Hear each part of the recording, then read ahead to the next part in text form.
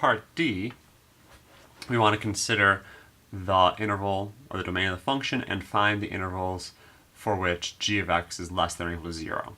So again, g of x is the integral of f of x, which means we're going to find the area, the signed area between the curve and the x-axis. I have all these triangles. I went through it all in part C. This signed area is -4. It's a 2 by -4 triangle. This signed area is 8, 4 by 4.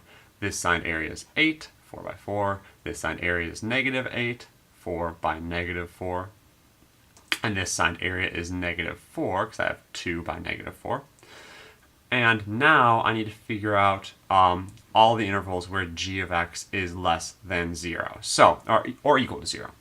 So first off, we know that g of 2 equals 0 because the integral from 2 to 2 of f of t dt has to equal 0. There's no area from 2 to 2. As I go to the right, I'm adding on area, so I get g of 6 will equal 8.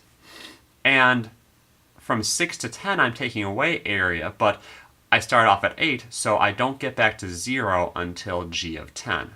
At g of 10, I added on 8, then subtracted off 8, and got back to 0. And then after this, up to 12, I subtract off more and get all the way down to -4.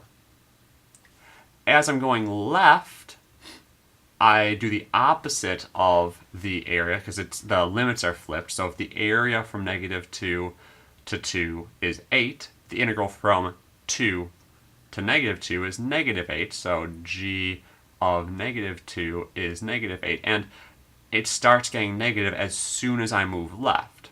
And then I again do the opposite to get all the way back to -4. I have -8 plus 4, meaning that g of -4 is -4. But notice it wasn't enough to get back to being positive. So in here, from 2 all the way back to -4, it'll be negative. From 2 to 6, it's positive. From 6 to 10, it's positive but decreasing some more. But then starting at 10, we get to 0, and then all the way up to 12, it will be negative, meaning that g of x is less than or equal to 0 for all x in the interval -4 up to 2, including 2 because g of 2 is equal to 0. And then we skip all the way up to 10, union 10 up to 12.